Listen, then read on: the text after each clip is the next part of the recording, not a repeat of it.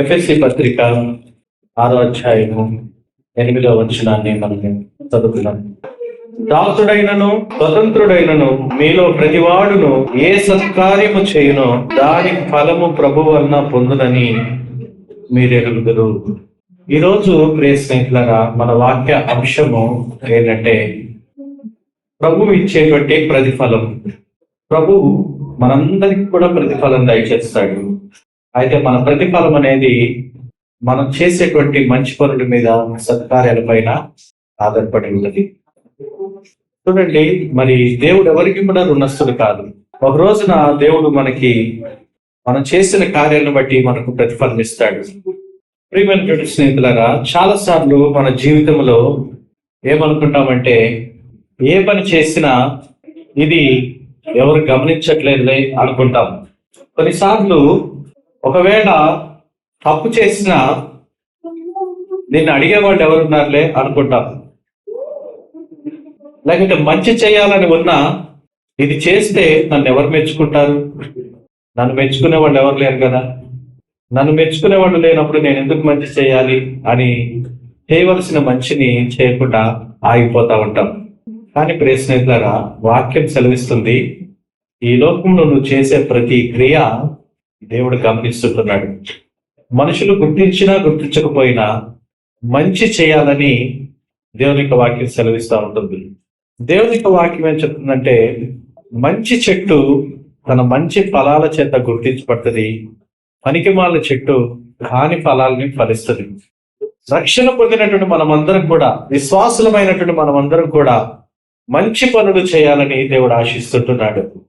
రక్షణ పొందకుండా ఎన్ని మంచి పనులు చేసినా ఆ పనుల వల్ల నీకు ఎలాంటి ఫలితము ఉండదు. యేసు క్రీస్తు ప్రభు ఇచ్చేటువంటి రక్షణ పొందుకోకుండా, యేసు క్రీస్తు రక్షకుడని గుర్తించకుండా, పాపినైన నాకు ఆయన అవసరం, ఆయన రక్షణ అవసరం అని గుర్తించకుండా నువ్వెన్ని మంచి కార్యాలు చేసినా వాటి వల్ల ఫలితం ఉండదు. ఎందుకంటే మంచి కార్యాలు మనకు మోక్షాన్ని ఇవ్వలేవు, నీతి కార్యాలు మనల్ని రక్షించలేవు. రక్షణ పొందకుండా చేసేటువంటి ప్రతి మంచి క్రియ కూడా ఆయన దృష్టిలో మురికి గుడ్డల వలె ఉన్నవి.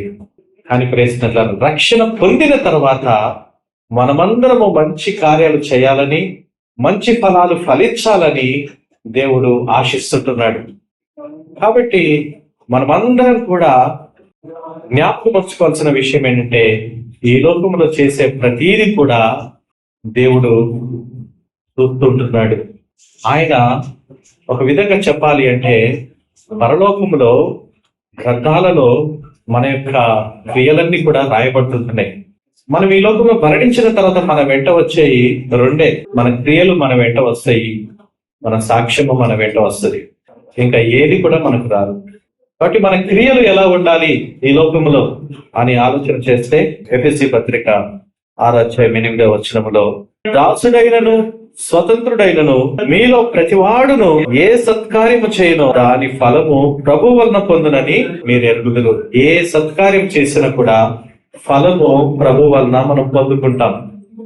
కొన్నిసార్లు మనం చేసిన పనులకు ఇక్కడ జీతము దొరికినా దొరకకపోయినా, ప్రైజ్ లార్డ్, హల్లెలూయా, జీతము దొరికినా దొరకకపోయినా, మనం చేసిన పనికి మనుషులు గుర్తించి దానికి ప్రతిఫలం ఇచ్చినా ఇవ్వకపోయినా చింతించాల్సిన పని లేదు. ఎందుకో తెలుసా, మనం చేసిన ప్రతి సత్కార్యం కూడా ఆయన ప్రతిఫలం ఇవ్వబోతున్నాడు. అందుకని విశ్వాసులమైనటువంటి మనము ఏం చేయాలంటే, సత్కార్యము చేయడానికి మనం నేర్చుకోవాలి, దాన్ని ప్రాక్టీస్ చేయాలి. ఎవరికి ఎంత మంచి మనం చేయగలుగుతామో అంత మంచిని మనము చేయగలగాలి. అవిశ్వాసుల హృదయం ఎలా ఉంటదంటే, కొన్నిసార్లు సాతాను ప్రేరేపించిన కొద్ది వాళ్ళు ఒక మనిషికి ఎంత కీడు చేయాలో అంత కీడు చేయాలని వాళ్ళు ఉద్దేశిస్తారు. కానీ దేవుని బిడ్డలు, రక్షణ పొందినటువంటి బిడ్డలు, వారి హృదయం ఎలా ఉండాలి అంటే, ఎంత మంచి మనం చేయగలుగుతాం అంత మంచి చేయగలరు. ఆ మంచి కూడా ఎలా చేయాలంట, 5వ వచనం చదువు, 7వ వచనం, ఆ చేసే మంచి కూడా ఎలా చేయాలి, సేవ మనుషులకు చేసినట్టు కాక ప్రభువులకు చేసినట్టే ఇష్టపూర్వకంగా సేవ చేయుడి. మనుషులకు చేసినట్టుగా కాకుండా ప్రభువుకు చేసినట్టుగా ఇష్టపూర్వకంగా చేయాలి.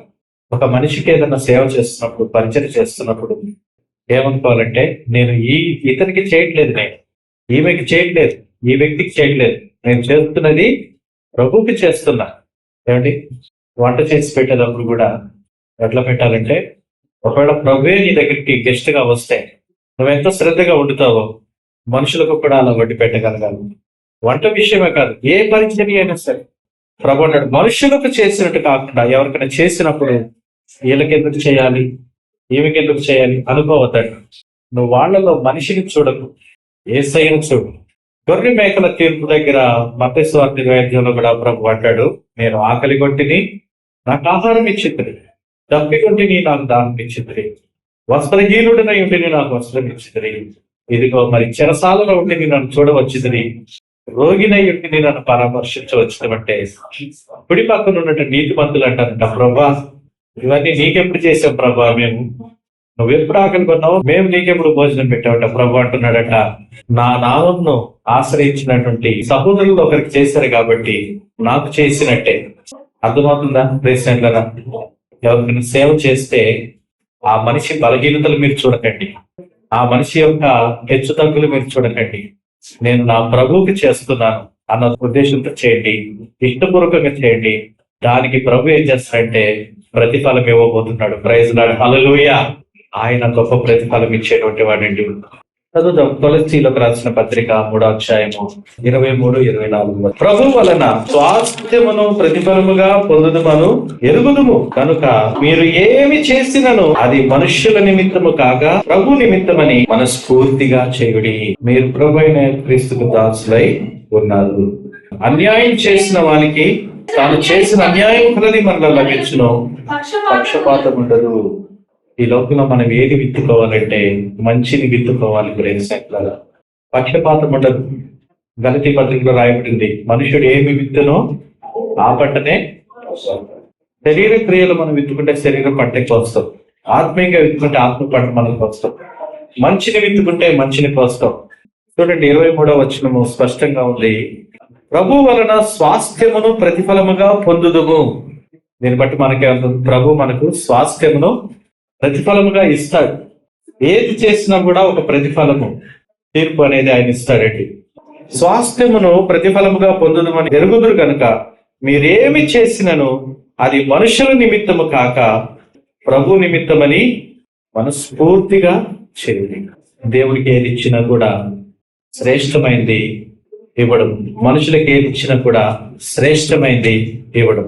కొన్నిసార్లు ఇంటికి అతిథి ఎవరైనా వస్తే వాళ్ళకి వేడన్నం పెట్టి మనం చద్దన్నం తినడం అలవాటుగా చేసుకోవాలి.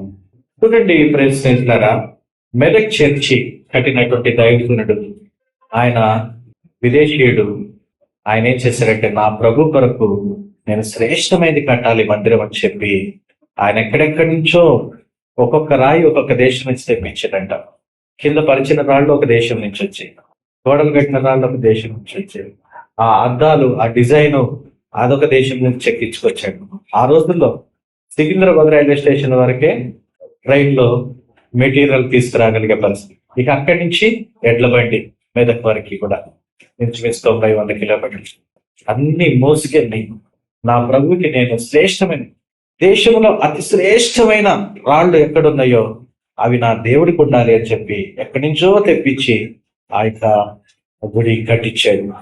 ఈరోజు ప్రేక్షకులారా, ఏది చేసినా కూడా శ్రేష్టముగా చేయాలి, అది మనుషుల నిమిత్తము కాక ప్రభు నిమిత్తమని మనస్ఫూర్తిగా చేయాలి. ఏ పని చేసినా మనస్ఫూర్తిగా చేయాలి విశ్వాసులుగా మనము. ఎందుకంటే ఒక రోజున మనకు ప్రతిఫలం ఉండబోతుంటుంది. కయ్యను తెచ్చాడు, ఆ యొక్క శ్రేష్టం కాని ఒకటి తెచ్చాడు, హేబెల్ తెచ్చాడు శ్రేష్టం. దేవుడు చూశాడు, కయ్యను అంగీకరించలేదు. ఒక విధంగా చెప్పాలంటే మనం ఇక్కడ ఏదైతే చేస్తున్నామో ప్రభు నామము నిమిత్తము, మనుషులకు చేసిన దేవుడికి చేసిన, దేవుని నామము నిమిత్తం చేసిన ప్రతీది కూడా అక్కడ మనం దాచుకున్నటువంటి వారు అవుతుంటున్నామండి. ఇక్కడ విత్తితే జరుగుతున్నది ఏంటి, అక్కడ దాచబడుతుంటుంది. ఈ సూత్రం తెలిసిన వాళ్ళు ఇవ్వకుండా ఉండలేరు. పరలోకి వెళ్ళినప్పుడు వాళ్ళ మూటలు పెద్దగా కనబడతాయి అక్కడ. నిజమండి, దేవునికి స్తోత్రం, హల్లెలూయా. మీరు ప్రభు అయిన క్రీస్తుకు దాసులై ఉన్నారు. అన్యాయం చేసిన వానికి తాను చేసిన అన్యాయం కలిగి మరలా లభించును, పక్షపాతం ఉండదు. మన పని ఎవరి కోసం చేసినా దేవుడు చూస్తున్నాడని ఈ వచనాలు చెప్తున్నాయి. సామెతల గ్రంథము 11వ అధ్యాయము 18వ వచనం. భక్తిహీనుని సంపాదన వానిని మోసం చేయను, నీతిని విత్తువాడు శాశ్వతమైన బహుమానం. నీతిగా చేసింది ఎప్పుడు కూడా వృధాగా పోదండి. మనం సంపాదించేది కొద్దిగా అయినా అందులో నీతి ఉండాలని దేవుడు కోరుతున్నాడు. నీతిగా చేసింది ఎప్పుడు కూడా వృధా కాదు. మత్తయి సువార్త 16వ అధ్యాయము 27వ వచనం చదువుతాం. మనుష్య కుమారుడు తన తండ్రి మహిమ గలవాడై తన దూతలతో కూడా రాబోచున్నాడు. ఇప్పుడు ఆయన ఎవని క్రియల చొప్పున వారికి ప్రతిఫలం ఇచ్చును. చూడండి, మనం ప్రతిఫలం పొందే రోజు ఒకటి ఉంది. ఆ ప్రతిఫలం అందరం కూడా పొందుకుంటాం. ప్రతిఫలం పొందుకునే రోజున నీవు నిత్యమైన స్వాస్థ్యంలో ప్రతిఫలంగా పొందుకోవాలి. మన క్రియలన్నిటికీ కూడా ఆయన ప్రతిఫలం ఇస్తాడు. ఒకరోజు రాబోతున్నాడు మనిషి కుమారుడు మహిమ గలవాడై తన దూతలతో కూడా రాబోతున్నాడు. అప్పుడు ఆయన ఎవరి క్రియల చొప్పున వానికి ప్రతిఫలం ఇస్తాడు. మనం చేసే ప్రతి పనికి కూడా దేవుడు న్యాయంగా తీర్పు తీరుస్తాడండి. న్యూస్ పేపర్లో మనం చదివే ఒక ఊర్లో పొద్దున కూలికి పోతే సాయంత్రం వరకు కూలి చేసుకొని వాళ్ళకి కూలి డబ్బులు ఇవ్వరంట. కూలి డబ్బులు ఇవ్వరు. వాళ్ళకి ప్రతిగా వేటాడిన జంతువు అంత మాంసం ఇస్తారంట. అది ఎక్కడ ఏజెన్సీ ఏరియా. వాళ్ళకి డబ్బుల రూపంలో ఇవ్వట్ల, మాంస రూపంలో ఇస్తున్నారు. తినడానికి మాత్రం అంత ఇస్తున్నారు అంతే. కొన్నిసార్లు కష్టపడేది ఎక్కువ, జీతం తక్కువ. అంటే కష్టానికి తగ్గ జీతం దొరకదు. ఒకవేళ ఈ లోకంలో సరైన జీతం పొందకపోయినా బాధపడలేదు. ఇక్కడ ఏదైతే మిస్ అవుతుందో దేవుడు అక్కడ మనకి ఇవ్వబోతున్నాడు. ప్రైజ్ లార్డ్, హల్లెలూయా. కొన్నిసార్లు కొంతమంది యజమానులు కూలి చేయించుకుంటారు, పనులు చేయించుకుంటారు. జీతం ఇచ్చే సమయానికి ఏదో గొడవ పెట్టుకొని వాళ్ళకు జీతం ఎగ్గొడుతూ ఉంటారు. చాలా సార్లు ప్రేయర్ రిక్వెస్ట్లు వస్తూ ఉంటాయి. అయ్యా, మేము పని చేసాం కానీ ఇంకా డబ్బులు రాలేదు, ప్రార్థన చేయండి. వాక్యం ఏం చెప్తుందంటే కూలి వారికి కూలి బిగుబట్టకూడదు. ఎవరికి ఇవ్వాల్సింది వాళ్ళకి ఇచ్చేసేయాలి. ఎవరికి కూలి బిగుపట్టకూడదు. ఎప్పుడు ఇవ్వాలో తెలుసా? వాళ్ళకి చెమట కారంగా ఉంది, వాళ్ళ కూలి వాళ్ళకి ఇచ్చి పంపించేసేయాలి. అది న్యాయమైనటువంటిది. అయితే దేవుడు న్యాయస్తులకు అన్యాయస్తులకు అందరికీ కూడా తీర్పు తీర్చడానికి ఆయన వస్తున్నాడు. ఇక్కడ 27వ వచనం, ఎవని క్రియల చొప్పున వానికి ప్రతిఫలం ఇచ్చును అని చెప్తున్నాడు. హెబ్రీయులకు రాసిన పత్రిక 6వ అధ్యాయము 10వ వచనాన్ని మనం చదువుతాం. మీరు చేసిన కార్యమును మీరు పరిశుద్ధులకు ఉపచారము చేసి ఇంకను ఉపచారం చేయుచుండుట చేత తన నామమును బట్టి చూపిన ప్రేమను మరుచుటకు దేవుడు అన్యాయస్తుడు కాదు. మీరు చేసిన కార్యమును అంటే మీరు పరిశుద్ధులకు చేసిన ఉపచారము, అంతకుముందు మీరు ఉపచారం చేశారు, ఇంకనూ చేస్తూ ఉన్నారు. విశ్వాసులమైన మనము ఎంతకాలం ఉపచారం చేయాలండి? అంటే మేలు. ఉపచారం అంటే మేలు. ఎంతవరకు చేయాలి? అయ్యా, ఒకసారి చేసానుగా, ఆ కరోనా వచ్చినప్పుడు పంచేగా, అక్కడ శ్రమలు వచ్చినప్పుడు ఇచ్చేగా, బట్టలు ఇచ్చేగా, కరోనా వచ్చినప్పుడు అన్నం పెట్టేగా, అప్పుడు చేసే ఇప్పుడు చేసే కాదు, ఇంకా నువ్వు చేస్తూ ఉండాలి ఉపచారం. విశ్వాసుల జీవితమే ఫలాలు ఫలించడం. ఒక చెట్టు, ఒక యాపిల్ చెట్టు ఉందనుకోండి, అది ఫలాలు ఇస్తూనే ఉంటది. ఆ ఫలాలన్నీ కూడా మళ్ళీ ఇవన్నీ నేనే తిన్నానని చెప్పి అదే తినేయదు. మీరు ఆ చెట్టు మీద కోపడ్డా సరే, ఆ చెట్టు నేను కనినా సరే, అది ఇచ్చే ఫలాలు ఇస్తూనే ఉంటది. విశ్వాస జీవితం కూడా అంతేనండి. మంచి చేస్తూనే కొనసాగడము, ఉపచారం చేయడము. ఎందుకు ఇక ఉపచారములో ఇంత ప్రతిఫలం ఉందని తెలుస్తుందంటే, కొంతమంది ఉన్నారు, వాళ్ళు దీన్ని రుచి చూశారు. సహోదరు ఉంటుంది, అయ్యా, ఈ సంవత్సరం అంతా నేను దేవునికి సమర్పించుకున్నాను. ఏమని సమర్పించుకున్నాను? ఈ సంవత్సరం అంతా దేవుని సన్నిధిలో ఉంటానని సమర్పించుకున్నాను. నా బంధువులు పిలుస్తున్నారు, నేను వెళ్ళట్లా. నా కుమార్తె పిలుస్తుంది, వెళ్ళట్లా.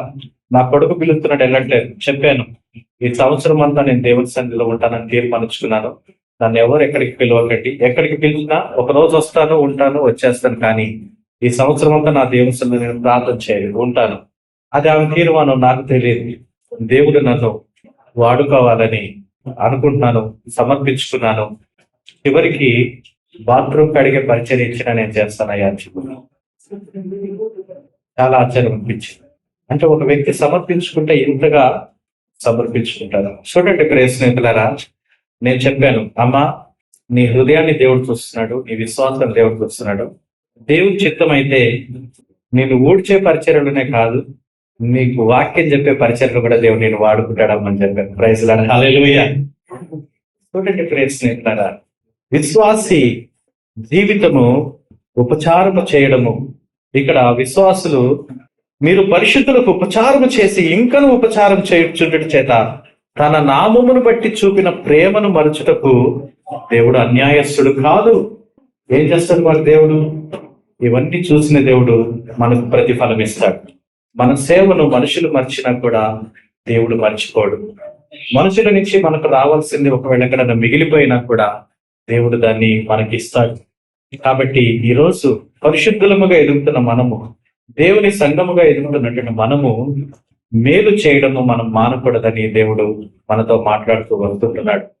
మనస్ఫూర్తిగా చేయాలి, ఇష్టపూర్వకంగా చేయాలి, ప్రభువుకు చేసినట్లుగా మనం చేయాలి, సమర్పణతో మనం చేయాలి. ఎందుకంటే ఒక రోజున మనం చేసే ప్రతి పనికి కూడా దేవుడు గొప్ప ప్రతిఫలం ఇవ్వబోతున్నాడు. స్తోత్రం చెల్లిద్దాం. హల్లెలూయా. రండి మనము తిరిగి ఇలాంటి సత్క్రియలు చేయడంలో మరి కొనసాగున్నట్లుగా మనం ప్రార్థన చేస్తున్నాం.